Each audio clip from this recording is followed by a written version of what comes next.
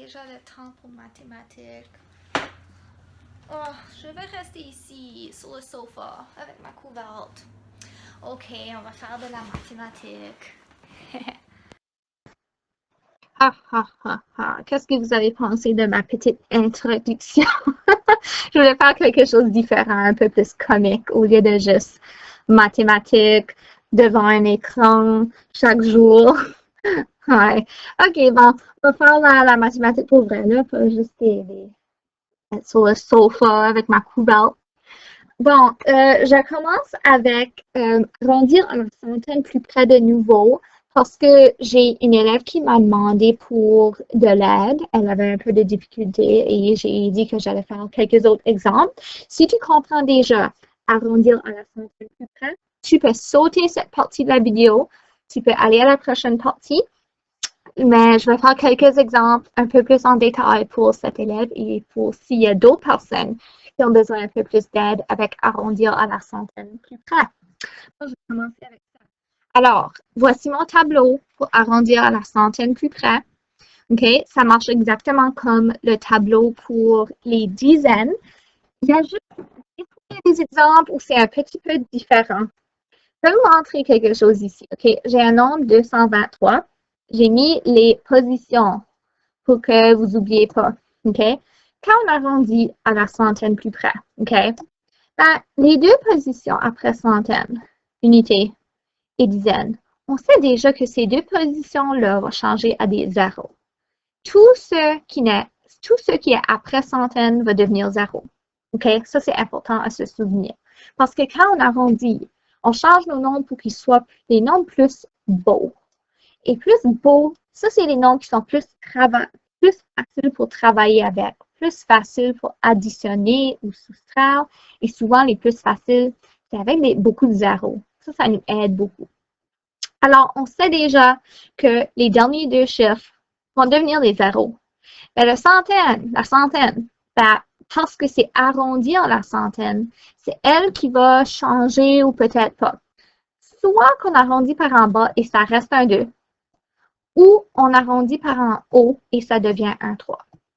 Alors, les deux oppositions, c'est des zéros, c'est garanti. La première position, centaine, soit ça reste le même ou ça change au prochain chiffre. Alors, si ça serait un 7 ici, ben peut-être ça deviendrait un 8 ou ça resterait un 7. D'accord? Maintenant, on va regarder le tableau pour trouver la réponse pour ce nombre. Comme toujours, j'aime colorier la ligne du milieu pour qu'on la voit un peu plus facilement. Et quand je vais pour aller trouver mon 223, OK, il n'y a pas de 223, il y a 220, il y a 230, 240, OK?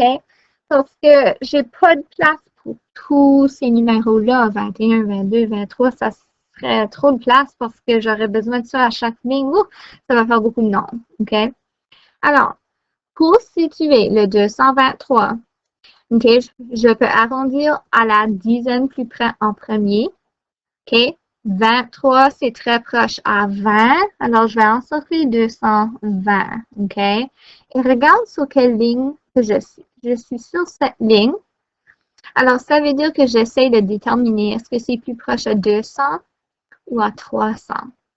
Parce que 220, 223 est sur ce côté de la ligne, c'est plus proche à 200.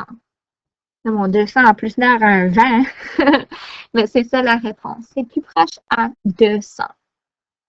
Ce qui est difficile avec arrondir à la centaine plus près, c'est quand on a des questions qui sont très proches de la ligne. On va faire un exemple comme ça parce que c'est un des exemples les plus difficiles.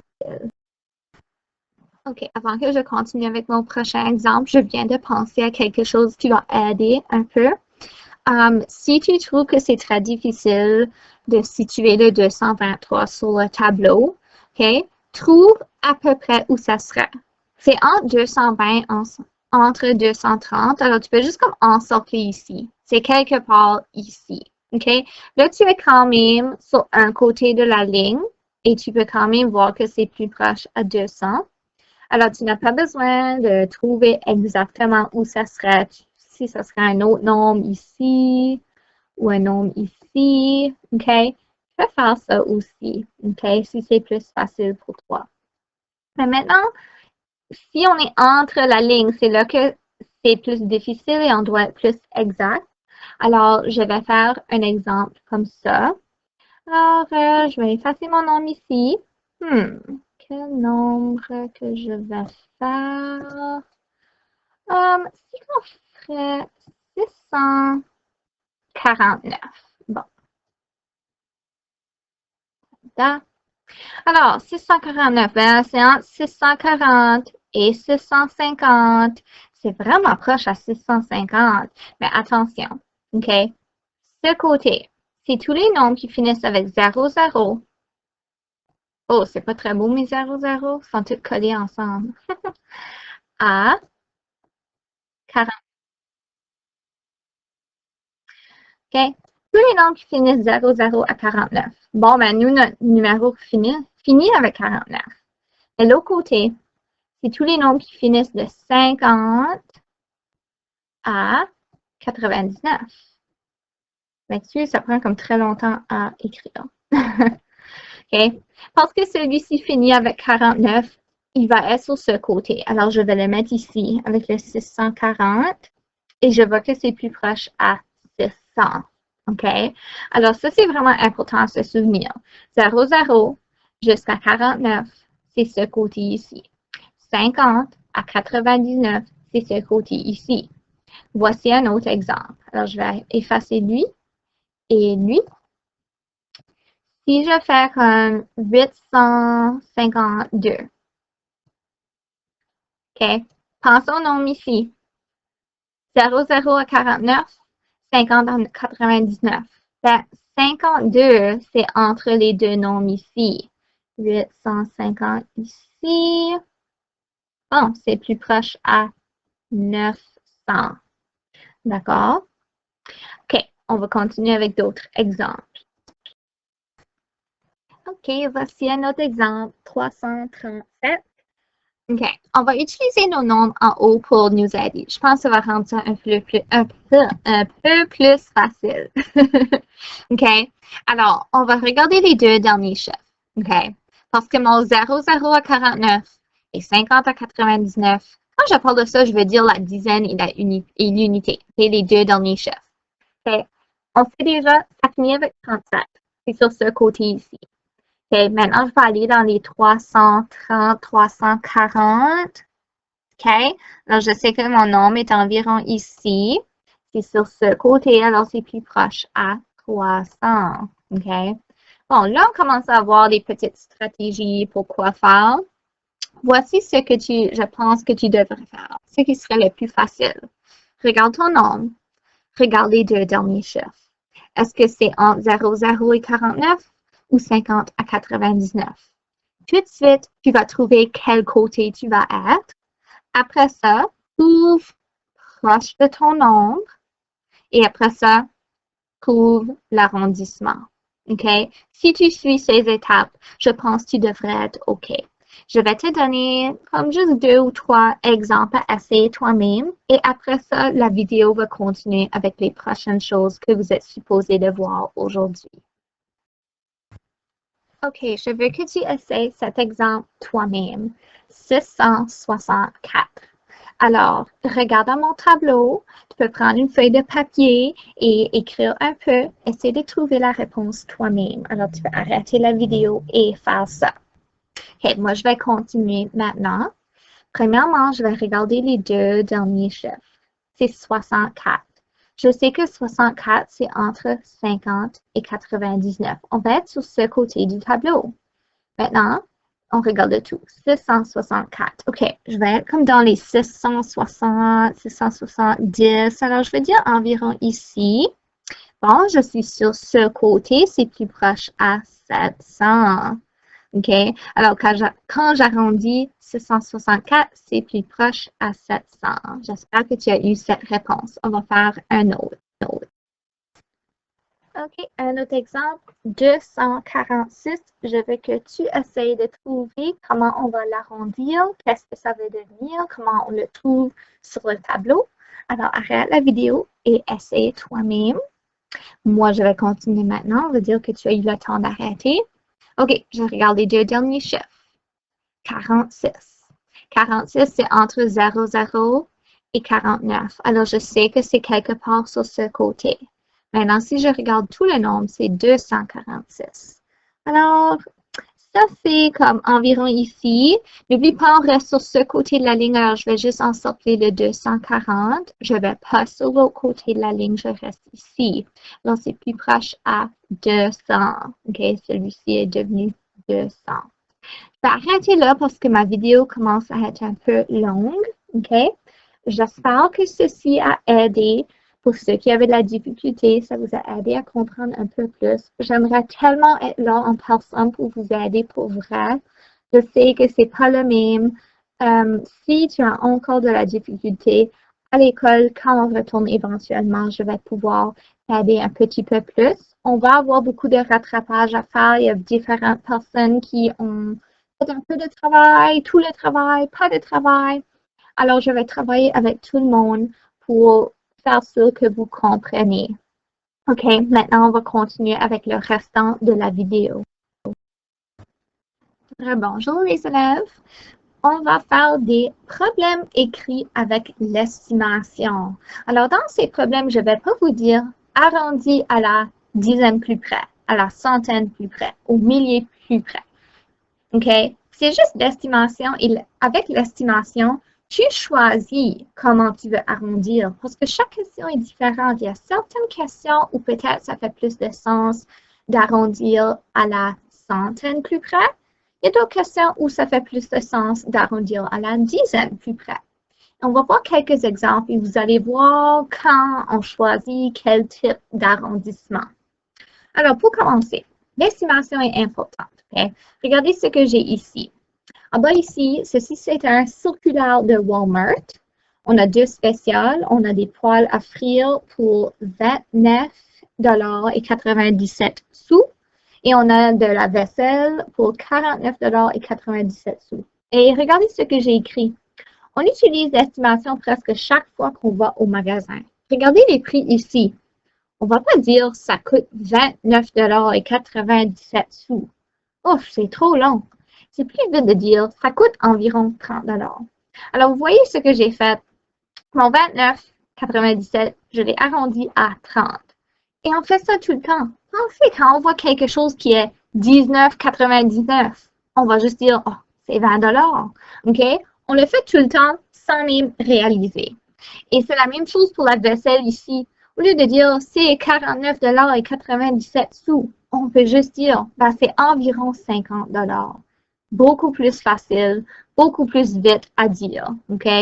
Alors, on va voir plusieurs exemples comme ça. On va commencer vraiment facile. Et bientôt, on va voir des questions où il y a de l'addition, la soustraction, multiplication et la division. OK? Mais pour aujourd'hui, c'est juste des questions vraiment faciles, c'est juste des énoncés. Vous allez voir. Regardez cet exemple. La population de Campbellton est 6 883. Environ combien de personnes vivent à Campbellton? Bon, avec ces types de questions, il y a plusieurs réponses possibles. Alors, je dis juste environ combien. Je ne dis pas arrondi à la dizaine près, comme je vous dis pas exactement comment on va estimer. Alors, tu choisis. Alors, tu regardes ce nombre et tu te demandes, ben, c'est proche à quel autre nombre? Alors, moi, je regarde mon 6883. Si j'arrondis à la centaine plus près, ça sera 6900. Alors, si c'est une réponse possible, je peux dire qu'il y a environ 6900 personnes qui vivent à Campbellton. Je peux aussi arrondir au millier plus près. Je peux dire, ben, il y a environ 7000 personnes qui vivent à Campbellton. Là, si je fais la dizaine plus près, ça donnerait 6880. Ça, c'est pas vraiment un bon nombre pour arrondir. Oui, j'ai arrondi à la dizaine plus près, mais ça n'a pas vraiment changé le nombre beaucoup. J'ai encore beaucoup à dire, 6880. C'est encore très long. Alors, les deux nombres ici, ça, c'est des bonnes estimations pour ce type de question. 6900 ou 7000. OK? Alors, quand on parle environ, on veut vraiment des beaux nombres avec beaucoup de zéros. que c'est plus facile et plus vite à dire. OK? Si quelqu'un veut juste une idée vraiment vite de Hamilton, ben c'est environ 7000. C'est environ 6900. D'accord? Alors, vous voyez comment on prend la stratégie qu'on veut, soit centaines ou milliers, ou des fois, il y a des questions où dizaines marchent un peu mieux. On va voir d'autres exemples. Ty veut acheter une voiture pour 5 891 $. Environ combien d'argent a-t-il besoin pour acheter la voiture? Bon, alors, comme l'autre, tu choisis si tu veux arrondir à la centaine, dizaine, milliers, plus près. Moi, je regarde ceci et je trouve que c'est très proche de 6000. Ça serait une bonne estimation. Ça, c'est arrondi au milieu près. 6000. Je m'excuse, ça prend longtemps à écrire. Alors, environ 6000, ça, c'est une bonne estimation. Ça, c'est environ combien que tu as besoin. Alors, d'autres personnes regarderont ceci et penseraient, aussi 5900. Ouais, ça marche aussi. OK? C'est très proche. Il y a même beaucoup de zéros dans ce nombre. OK? Quand on fait l'estimation, on aime les nombres qui ont beaucoup de zéros. OK? Si vous voulez savoir mon opinion, honnêtement, je trouve que le 6000 est un petit peu meilleur. Plus de zéros. OK? Mais le 5900 est quand même bon. Mais si tu arrondis à la dizaine plus près, 5880, c'est quand même pas le meilleur nombre. Et moi, je préfère, comme j'ai dit, les nombres avec beaucoup de zéros, ça fait une belle estimation. Voici une autre. À CMS, il y a 183 élèves. Mr. Graham veut acheter des nouveaux pupitres, mais il veut faire sûr qu'il y a des extras. Fais une estimation pour déterminer combien de pupitres Mr. Graham devrait acheter. Alors, cette question est plus longue, OK? Et il peut y avoir plusieurs bonnes réponses. Alors, 183, et je vais faire sûr qu'il y a des pupitres extra. Bon, je peux pas arrondir en bas. Si j'essaie d'arrondir à la dizaine plus près, 183 arrondi à la dizaine plus près, ça donne 180. Ça ne va pas marcher pour cette question, parce que M. Graham a besoin des pupitres extra. Et même, il y aurait 3 élèves qui n'ont pas de pupitres. Ça ne marche pas. Dans ce cas, tu peux changer les règlements un petit peu et dire 190 si tu veux. OK? Alors, techniquement, c'est incorrect. On n'a pas bien arrondi à la dizaine plus près. Mais c'est un nombre vraiment proche. Ça finit avec un zéro. Alors, dans ce cas, parce que je n'ai pas dit exactement arrondi à la dizaine, la centaine, tu pourrais dire 190 comme une réponse. Ça serait acceptable dans ce cas. Une autre bonne réponse, si on arrondit à la centaine plus près, ça serait 200. OK? Alors, 190, ça va donner 7 pupitres extra. 200, ça va donner 17 pupitres extra. C'est très bien. OK? Alors, les deux sont des bonnes réponses. Si tu dirais quelque chose comme 500 ou 1000, ça c'est beaucoup trop. Ça donne des centaines de pupitres extra. Alors, il faut vraiment lire la situation et comprendre ce qui se passe pour savoir qu'est-ce qui serait la meilleure estimation. Bon, maintenant, vous allez essayer un exemple vous-même. Voici l'exemple. Madame Leclerc a acheté un sac de bonbons pour l'Halloween. Dans le sac, il y a 92 bonbons. Arrondis ce nombre à un nombre plus facile. Alors, je veux savoir environ combien qu'il y a. Et ce que je vais dire pour un nombre plus facile, c'est un nombre avec peut-être beaucoup de zéros, un nombre qui est plus facile à dire. OK? Alors, essayez ça. Bon, j'assume que tu as eu le temps d'arrêter la vidéo et essayer. Il y a plusieurs réponses possibles. Moi, il y en a vraiment deux que j'aime. Si j'arrondis 92 à la dizaine plus près, ça donne 90. Oui, on peut dire ça. Parce que je n'ai pas dit dans la question qu'il fallait avoir un certain nombre pour tout le monde ou si c'est plus bas que ça, c'est pas assez. Non, j'ai juste dit environ combien. Donc, tu peux dire il y a environ 90 bonbons. Si tu arrondis à la centaine plus près, ça serait 100. Alors, tu pourrais dire il y a environ 100 bonbons dans le sac. Les deux réponses fonctionnent bien pour cette question. Si tu as eu quelque chose d'autre, je ne suis pas sûre quelle autre réponse tu aurais pu avoir. Si tu arrondis au millier plus près, ça fait pas de sens parce que c'est un nombre dans les dizaines. OK? Alors, ça, c'est les deux seules réponses qui marchent vraiment bien. Voici un autre à essayer. Ella va à Moncton avec sa famille. La distance entre Hamilton et Moncton est 321 km. Environ combien de kilomètres la famille à Eva va-t-elle conduire? Oh, Ella. Ah, j'ai utilisé cet exemple l'année passée et l'année passée, j'avais Eva en 6e année qui était dans ma classe. Alors, j'ai changé et j'ai pas remarqué qu'il y avait encore son nom ici. Haha. Alors, ceci est supposé d'être Ella. Wow. OK. Ben, OK, ça.